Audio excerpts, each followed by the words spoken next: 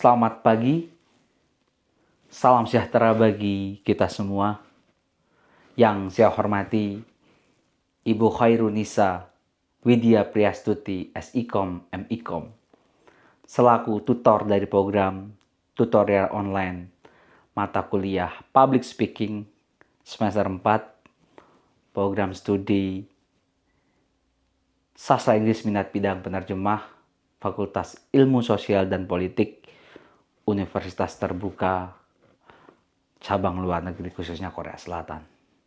Dan tak lupa kepada rekan-rekan mahasiswa yang hadir pada pagi hari ini yang saya banggakan. Hadirin yang saya hormati, jika kita berbicara tentang kehidupan, tentunya tidak akan ada batasan seluas apa yang harus kita diskusikan, sejauh mana yang harus kita bicarakan. Namun pada kesempatan kali ini saya sebagai generasi muda atau young generation, sebagai mahasiswa, tentunya mengajak para hadirin yang hadir di dalam acara ini, tentunya terkait dengan tema kita pada acara pagi hari ini, yaitu peran generasi muda dalam upaya mencegah krisis iklim. Berbicara tentang iklim itu sendiri, iklim sangat berbeda dengan cuaca. Mirip, tapi ada beberapa perbedaan yang signifikan. Beberapa teori mengatakan bahwasanya cuaca adalah perubahan atmosfer dalam jangka pendek. Misal dari jam ke jam, hari ke hari, minggu ke minggu, atau dari bulan ke bulan. Akan tetapi jika kita berbicara tentang iklim itu sendiri, adalah siklus perubahan cuaca yang terjadi dalam jangka yang cukup panjang. Biasanya beberapa jurnal teori itu menceritakan bahwasanya iklim itu mengalami perubahan dalam jangka yang minimal setidaknya adalah 30 tahun. Apa sih pentingnya kita membicarakan tentang iklim itu sendiri? Sebagai generasi muda, sebagai Gen Z, apa dampaknya bagi kita? Beberapa jurnal, beberapa artikel mengatakan bahwasanya Gen Alpha dan Gen Z adalah generasi yang mengalami dampak yang sangat signifikan dalam perubahan iklim. Jika teman-teman yang mungkin sekarang usianya sudah di atas 20 tahun, tentu teman-teman, rekan-rekan, atau hadirin mengalami dalam 20 tahun terakhir sudah sangat terasa perubahan iklim yang kita rasakan. Contoh, ketika saya masih sekolah dasar atau taman kanak-kanak, ini masih di lingkungan yang sama, di kampung saya, di desa di mana saya dilahirkan. Dulu itu tidak pernah merasakan yang namanya cuaca terasa panas, kemudian terasa sampai tenggorokan kering, haus ketika siang hari. Akan tetapi, sekarang dengan kondisi dan situasi yang saat ini, saya sudah mulai merasakan, padahal masih di tempat yang sama, teman-teman. Bukan kita berpindah dari desa ke kota, tentu atmosfer dan cuaca dari desa dan kota sangat berbeda. Ini masih di tempat yang sama. Hadirin yang saya hormati, perubahan iklim ini bukanlah hal yang bisa kita anggap remeh, meskipun sudah banyak media, jurnal yang menceritakannya. Bukan berarti hadirin sekalian tidak mengetahui hal itu. Akan tetapi, dalam acara pada pagi hari ini, yaitu peran generasi muda dalam menanggulangi krisis iklim, tentunya saya mengajak rekan-rekan sekalian untuk mulai mempedulikan dampak dari perubahan iklim itu sendiri. Pada kesempatan kali ini saya membaginya menjadi 3 bagian. Yang pertama, sebagai mahasiswa, sebagai generasi muda yang tentunya akan menentukan generasi-generasi yang akan datang, kita harus memulai starting point untuk peduli terhadap masa yang akan datang.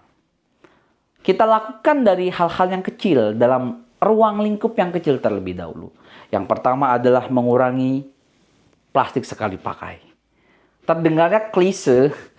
Kenapa ini terdengar klise atau klasik ya? Ya, karena ini sudah dibicarakan dari mungkin 10 tahun yang lalu. Bahwasanya ayo kita mulai mengurangi plastik sekali pakai. Tapi faktanya di lapangan itu masih tetap diabaikan jika kita pergi ke pasar. Masih banyak emak-emak atau keluarga kita lebih memilih tidak menggunakan kantong plastik atau kantong belanja yang bisa dipakai berulang. Tapi lebih memilih untuk menggunakan plastik sekali pakai karena praktis. Kita harus mulai mengurangi itu karena dampak dari plastik itu sendiri sangat-sangat mempengaruhi lingkungan, terutama sampahnya ya. Tentunya itu akan berpengaruh dalam perubahan iklim di masa yang akan datang. Terakumulasi dalam jangka yang panjang. Ditambah lagi, kondisi saat ini kita sedang mengalami krisis energi atau kondisi global yang sangat tidak menentu akibat dari perang di Timur Tengah, yaitu Amerika dan Israel versus Iran, sehingga menyebabkan blokade di Selat Hormuz yang menyebabkan energi susah untuk keluar, susah untuk didistribusikan ke negara-negara di seluruh dunia. Yang pada dasarnya plastik itu sendiri bahan bakarnya bahan dasarnya itu dari bahan bakar fosil. Ada bagian dari fosil itu yang digunakan untuk membuat plastik. Yang kedua adalah melakukan langkah nyata, yaitu menghemat energi. Kenapa kita harus menghemat energi? Pas banget kondisinya, situasinya dengan keadaan sekarang. Kita sedang mengalami krisis energi, walaupun di Indonesia BBM belum mengalami kenaikan harga, tetapi saya punya teman di Filipina, di Bangladesh, dan negara-negara sekitar Asia Tenggara, mereka sudah mengalami terdampak. Mereka bercerita antrian energi itu bisa sampai panjang sekali, itu pun terkadang mereka tidak kebagian, dan melakukan pembatasan. Kita harus melakukan penghematan energi, lakukan dari langkah yang ruang lingkup kecil terlebih dahulu. Kita tidak perlu melakukan aksi nyata yang bla bla bla yang secara gamblang, secara terbuka, tapi kita lakukan dari diri kita sendiri dalam ruang lingkup yang kecil, dari dalam keluarga. Misal, ketika kita akan pergi meninggalkan rumah, apalagi kalau kondisi di siang hari, tentunya kita matikan lampu, karena dengan begitu kita sudah menghemat energi.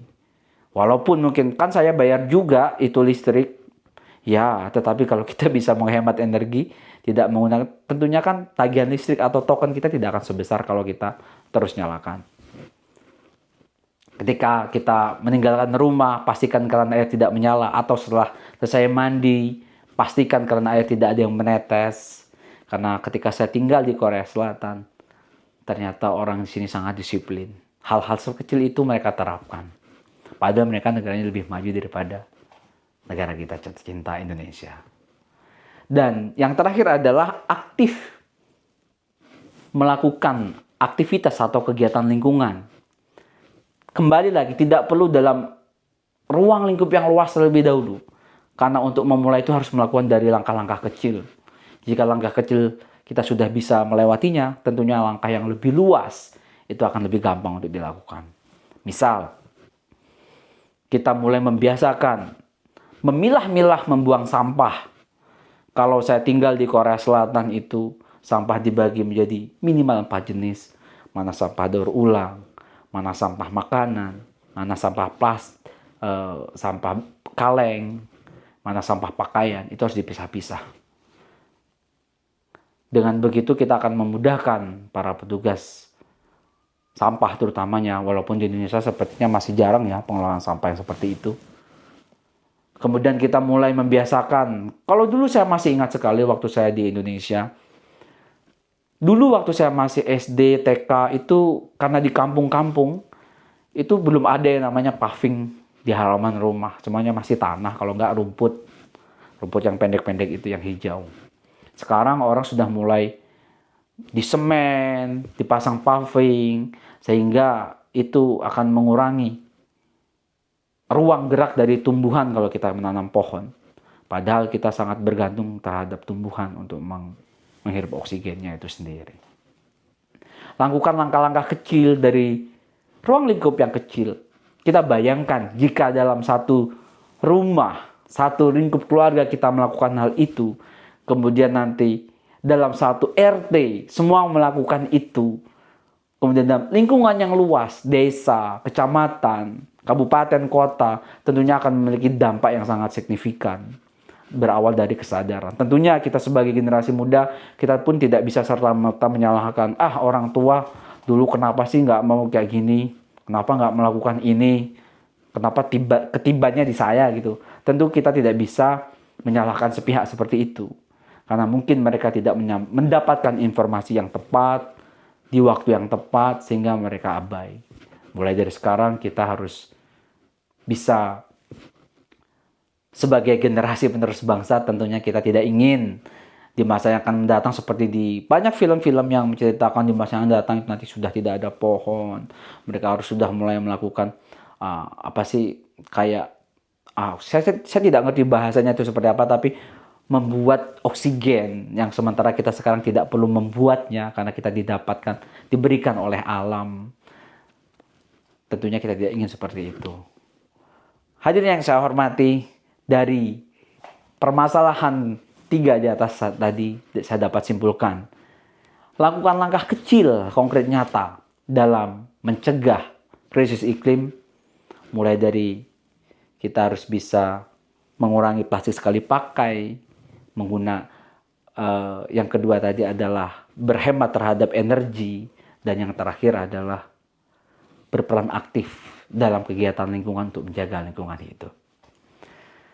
Saya rasa cukup sekian yang saya dapat sampaikan pada pagi hari ini, sesuai dengan tema kita pada pagi hari ini, yaitu peran generasi muda dalam menanggulangi krisis iklim.